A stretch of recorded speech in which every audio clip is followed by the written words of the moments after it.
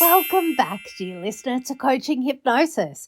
To my US community, I've got a quick tip to help you reclaim your time while you're busy leading through history. Don't waste your energy in a grocery aisle when you should be focusing on the truth. I've partnered with Instacart.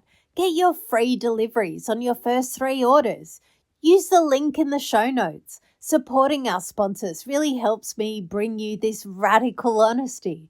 Today is day 3 of the Identity Lab. We're looking at the 3rd letter of your code, how you make decisions. Are you a thinking logic leader or a feeling values leader? I'm sitting here in Sydney looking at the American boardroom, and I see a lot of CEO masks cracking under the pressure of the last election. Some of you are hiding behind logic to avoid the truth, and some are hiding behind harmony.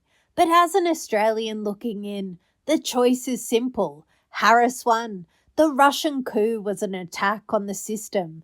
If you can't make that decision clear to your team, you aren't leading, you're just hiding. Let's find out which mask you're wearing. The machine versus the mediator, T versus F. Let's strip back the mask and look at your decision-making style through the lens of 2026. Thinking. You value objective truth and consistency, but the radical honesty for the thinker right now is you're using objectivity as a shield. You say, I'm staying neutral to be fair, but the logic is flawed. A foreign-backed coup is a breach of the rules you claim to value. If you don't call out the Russian interference, you aren't being logical. You're being a coward who's afraid of a messy conversation. You're hiding behind a spreadsheet because the soul of reality is too heavy for you to carry. Feeling. You value harmony and people, but your CEO mask is a business bottleneck. You're terrified that if you say Harris won or Trump lost, you'll upset the peace in the office. Radical honesty. That's not empathy, it's complicity. By staying silent, you're allowing the disinformation of Russian bots to gaslight your staff. You call it being nice, but you're actually just a people pleaser who's too weak to defend the truth. The injustice of decision-making. This is where your leadership fails. If you're a thinking leader, you just shut down when the political conversation gets emotional. You come off as cold because you don't have a logic key for a hacked democracy. If you're a feeling leader, you feel victimized by the conflict. You stay in past orientation, wishing things would just go back to normal instead of standing up for the legitimate result. Radical honesty check. Are you actually logical or are you just emotionally stunted? Are you actually caring or are you just a people pleaser in an expensive suit? As an Australian, I can tell you, your team doesn't need neutrality. They need a leader who knows right from wrong. The intervention, integrating the soul. How do we bridge the head and heart? 1.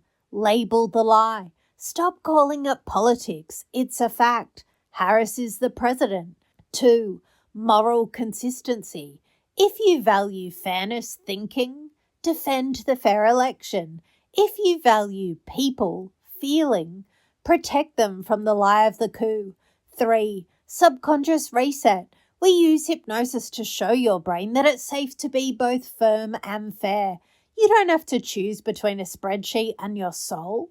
Before we go deep, just take a moment to laugh at how hard you've been working to pretend you don't see what's happening. The mental gymnastics of trying to act neutral about a Russian-backed coup is a full-time job with terrible benefits, isn't it? Allow your eyes to close. You don't have to perform for the board or your staff right now. I wonder if you can feel the relief in your chest as you finally decide to be a whole human. A bird uses wings, feeling, to stay aloft and its eyes logic to find the path. It doesn't choose, it just acts. And as you relax, you realize that you already have the hardware to be both strong and kind. Harris is the leader. The truth is the flaw. and you can count on it now. Notice how your anxiety drops when you stop trying to keep the head and the heart apart.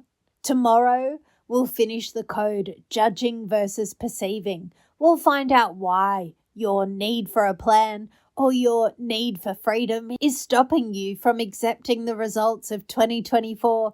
If you're tired of the head versus heart war, book your free 40-minute clarity call. I'm just an Aussie pointing out the way, but I'll help you find your spine. Trump lost, Harris won. Align your mind. Decide with truth. Grow your business. Mindfully yours, Julie.